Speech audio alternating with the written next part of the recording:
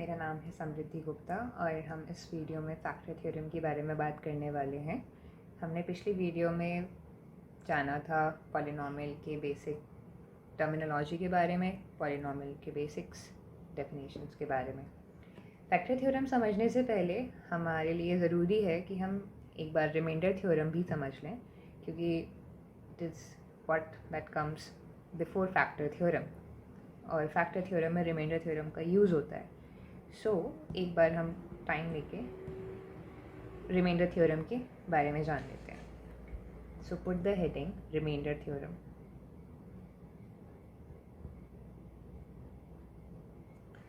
Reminder theorem क्या है? Definitely polynomials के अंदर ही आता है। अगर मैं आपसे बोलूं कि आपके सामने एक एफ ऑफ एक्स फंक्शन लिखा हुआ है जिसका लुक कुछ इस तरीके का है, तो मैं आपसे पूछ रही हूँ कि अब अगर मैं इस पर्टिकुलर पॉलिनॉमियल को x-3 से डिवाइड करूँगी तो क्या रिमाइंडर रहेगा? मैं आपके सामने फटाफट से क्वेश्चंस लिख देती हूँ। व्हाट इज़ द रिमाइंडर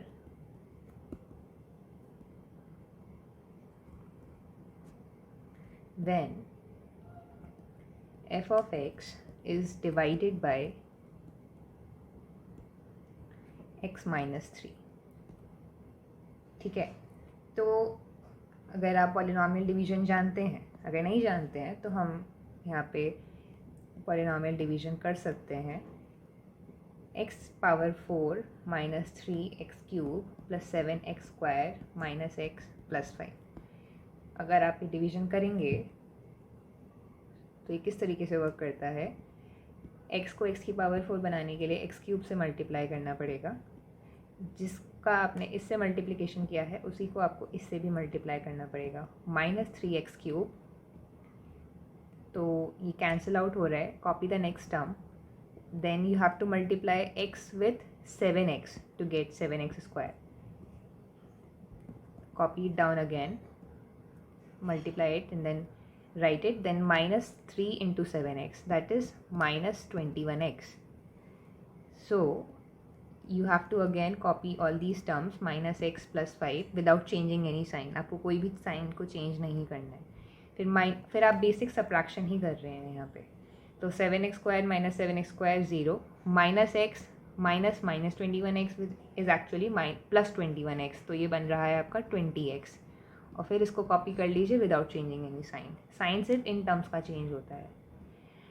अगर आप चाहेंगे तो मैं अलग से एक वीडियो बना दूंगी पॉलिनॉमियल डिवीजन के ऊपर। Then plus 20x minus 60,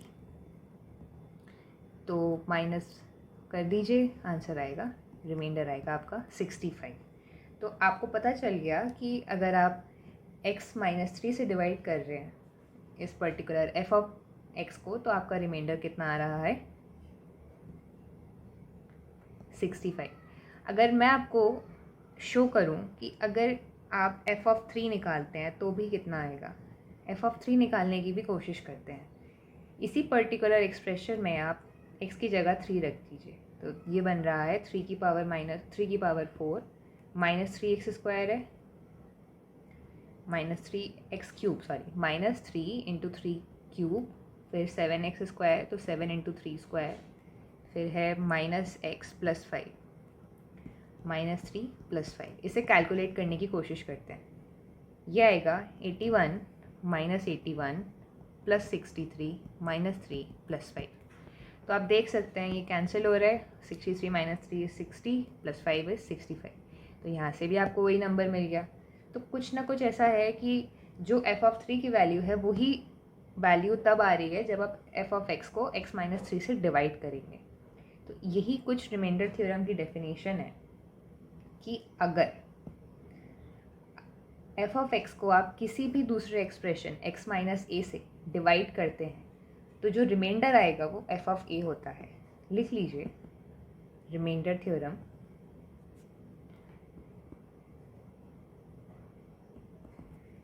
that when a polynomial f of x is divided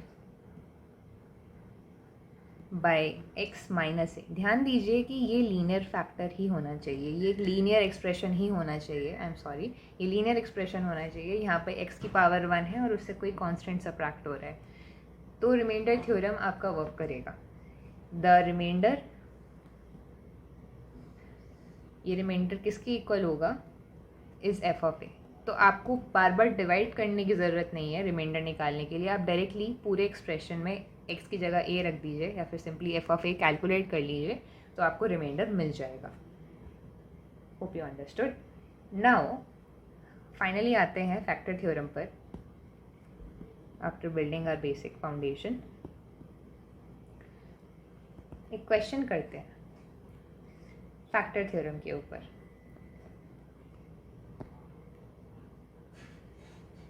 मान लीजिए एक फंक्शन लिखा हुआ है 6x³ minus T x square plus 7x minus 12, जहाँ पर t इज़ अ कांस्टेंट और f ऑफ x डिविजिबल है x माइनस 2 से। f of x is divisible by x minus 2।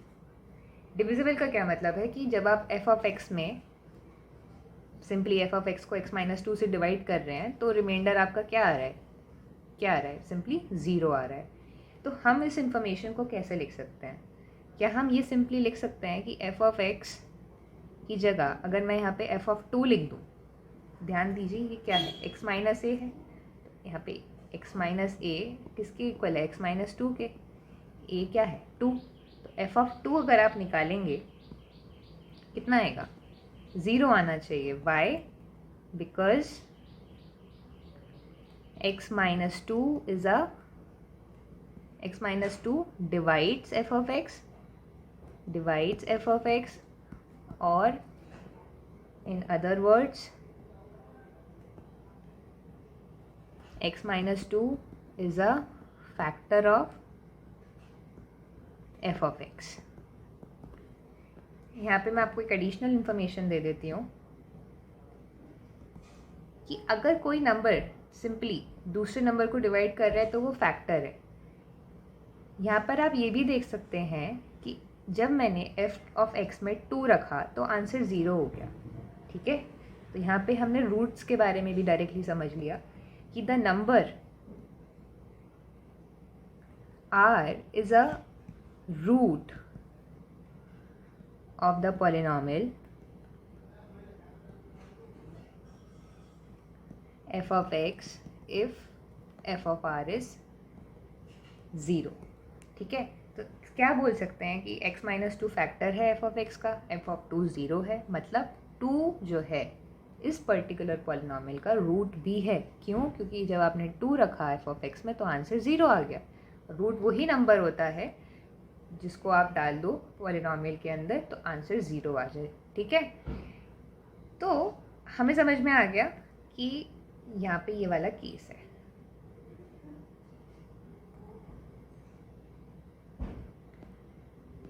तो अगर आप f ऑफ 2 कैलकुलेट भी करोगे तो कितना आएगा, 6 into 2 cube minus t into 2 square plus 7 into 2 minus 12, ये आना चाहिए 0।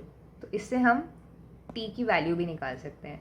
6 into 8 minus 4t plus 14 minus 12, 6 into 8 48 plus 14 minus 12 is 2 minus 4t, that is 50 minus 4t। Okay, तो f ऑफ 2 क्योंकि 0 है, 50 माइनस 4t 0 हो जाएगा। तो 25 माइनस 2t इज़ 0, 2 से डिवाइड कर दीजिए तो 2t आएगा 25, t आएगा 12.5। तो अगर आपसे मैं क्वेश्चन में ये भी पूछ लेती कि t की वैल्यू पता लगाइए, तो आप क्या लिख सकते थे डायरेक्टली, इस क्वेश्चन को आप इस तरीके से सॉल्व कर सकते थे और t की वैल्यू पता लगा सकते थे। यही मैं प्रॉब्लम ये भी बोल सकती थी कि फाइंड, मैं यहाँ पे क्वेश्चन मेंशन कर देती हूँ, ए पार्ट में लिख देती हूँ find f of 2, b part में लिख देती हूँ find t। Okay, f of two आपको पता ही है, आपने डिड्यूस कर लिया कि वो 0 और उससे टी की वैल्यू निकाल ली। फाइन, अब हम डायरेक्टली बहुत अच्छे शब्दों में फैक्टर थ्योरम की डेफिनेशन लिख देते हैं।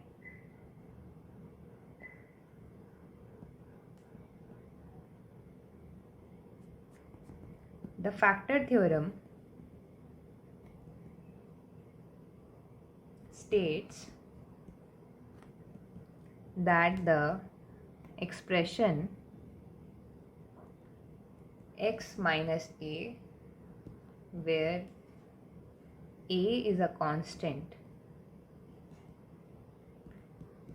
is a factor of the polynomial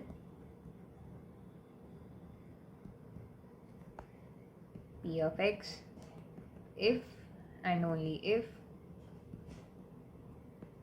p of a is 0। इस बात के दो मतलब हैं। पहला कि p के अंदर अगर मैं a की वैल्यू डालूं और 0 आ रही है, मतलब इस बात का मतलब है x minus a is a factor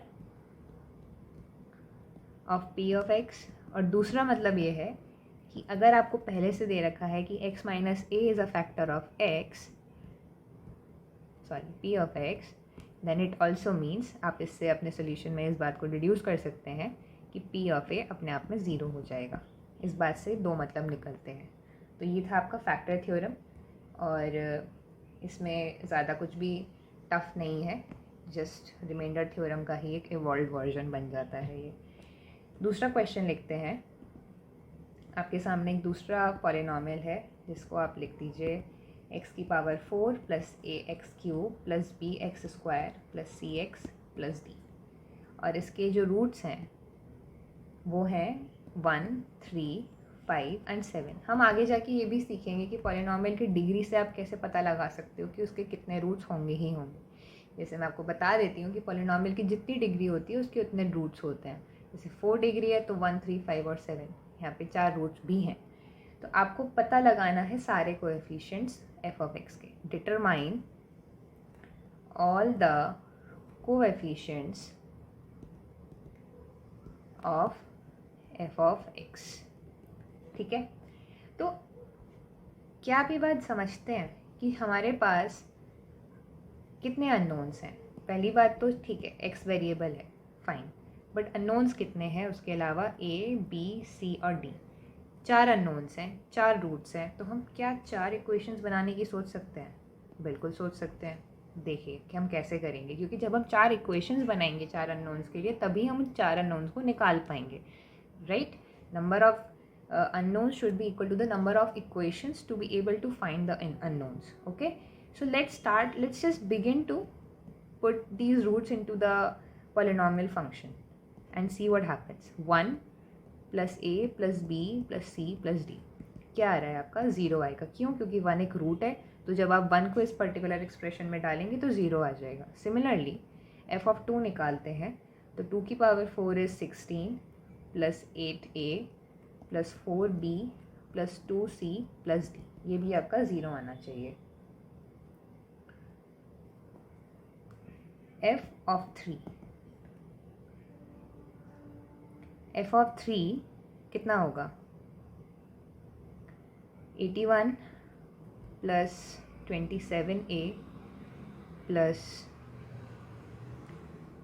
9b plus 3c plus d is equal to 0, and f of 4 will be 64 into 4 is 256 plus 64a plus 16b plus 4c plus d।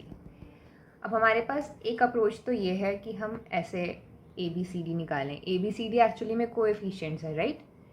But अब मुझे ये दिख पा रहा है और आपको भी दिख पा रहा है कि इसका जो सॉल्यूशंस है, इसके जो सॉल्यूशंस हैं कि वो बहुत ज़्यादा ट्रिकी हो जाएगा, बहुत ज़्यादा लेंदी हो जाएगा इसको सॉल्व करना, राइट? अब क्या करें? क्या अभी भी हम फैक्टर थ्योरम इस्तेमाल कर सकते हैं? बिल्कुल कर सकते हैं, बट हाउ? मेरे को पहले ज़रूरी था ये दिखाना कि यहाँ पे ये वाला मेथड लंबा पड़ जाएगा, तो अब हम दूसरे वाले मेथड की वैल्यू ज़्यादा समझ पाएंगे। दूसरा वाला मेथड क्या हो सकता है कि आप इस बात को अब समझ पा रहे होंगे कि एफ ऑफ एक्स के क्योंकि रूट्स हैं, या फिर आप सिंपली बोलिए फैक्टर्स हैं, क्या x माइनस वन, क्या आप ये लिख अच्छा मैं पहले स्टेटमेंट लिख देती हूँ। Since 1, 3, 5 and 7 are roots of f of x. तो हमने ये बात समझी थी ना कि अगर ऐसा भी होता है तो इसका मतलब है एक दूसरी चीज़ भी ट्रू है।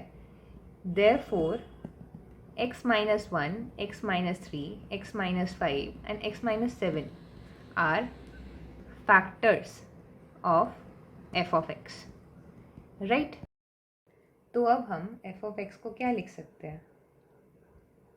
देखिए f of x के सारे फैक्टर्स मौजूद हैं, तो हम f of x को सिंपली ये भी तो लिख सकते हैं ना, x minus 1 into x minus 3 into x minus 5 into x minus 7। क्या हमें किसी और भी चीज़ से मल्टीप्लाई करने की ज़रूरत है? ये तो हमें पता है कि एंड में कुछ ऐड नहीं करना पड़ेगा क्योंकि रूट्स हैं सारे, तो रिमाइंडर ज़ीरो होगा। क्या जी एक्स कुछ होगा? नहीं, क्योंकि एफ ऑफ एक्स के सारे फैक्टर्स मौजूद हैं, सारे रूट्स मौजूद हैं, तो हमें किसी भी और फैक्टर से मल्टीप्लाई करने की ज़रूरत नहीं है। तो अब हम एक सिंपल सा काम करते हैं, इन सबको मल्टीप्लाई करना शुरू करते हैं। तो इसको मल्टीप्लाई करेंगे तो क्या आएगा, x square minus 4x plus 3। इसको मल्टीप्लाई करेंगे तो क्या आएगा, x square minus 12x plus 35। अब आप इनको फर्दर मल्टीप्लाई कर दीजिए तो x power 4 minus 12x cube plus 35 square minus 4x cube plus 48 square, 35 into 4 is 140 minus 140x plus 3x square minus 36x plus 3 5 15 3 3 9 105, right. तो इसको आप सिंप्लीफाई कर दीजिए तो x power 4 minus 16x cube plus 86x square minus 176x plus 105। तो आप ये आपने बिल्कुल हैंड टू हैंड देख लिया कि इसमें आपको सारे कोएफिशिएंट्स पता चल गए। तो e की वैल्यू कितनी हो जाएगी, क्योंकि एक्स क्यूब का फैक्टर है माइनस 16, b की वैल्यू 86 और c की वैल्यू माइनस 176 एंड d की वैल्यू 105। तो without really solving all these complex equations, जो कि एक्चुअली में आप कर सकते हैं, it is not a big deal, but it is quite lengthy and very prone to error, right? So simply using this method you could find the coefficients, okay? तो actually में हमने एक बहुत अच्छी चीज़ इससे सीखी जो हमें यहाँ पे लिखनी भी चाहिए, और एक इम्पॉर्टेंट प्रॉब्लम सॉल्विंग स्ट्रैटेजी भी बनती है कि अगर आपके सामने कोई भी फंक्शन लिखा हुआ है एफ ऑफ एक्स जो कि इस फॉर्मेट में है, राइट, और इसके रूट्स हैं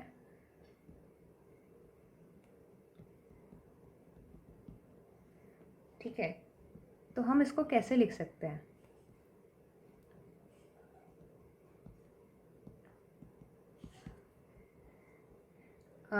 लिखने से पहले एक छोटी सी चीज़, यहाँ पे किसी भी कांस्टेंट से मल्टीप्लाई करने की ज़रूरत नहीं पड़ी, क्योंकि यहाँ पे जो लीडिंग कोएफिशिएंट था x की पावर 4 का वो 1 था, तो हमने सिंपली यहाँ पे 1 से मल्टीप्लाई करके लिख दिया। But generally F of x को जब आप लिख रहे हैं तो आप कैसे लिखेंगे, f of x is equal to a n x minus r 1 into x minus r 2 to x minus r n. So अगर आप इसको यूज़ करते हैं तो आपको यहाँ पे हमने ए एन क्यों लिखा है, क्योंकि a n is the leading coefficient of x. यहाँ से आपने एन रूट्स को मल्टीप्लाई किया है, राइट, एन फैक्टर्स हैं और हर किसी में एक्स आ रहा है, तो इससे आपको एक्स की पावर एन मिलेगा, जो कि आप ए एन से मल्टीप्लाई करेंगे तो आपको लीडिंग टर्म मिल जाएगी, ठीक है। तो this is why you have to also take care of the leading term, got it.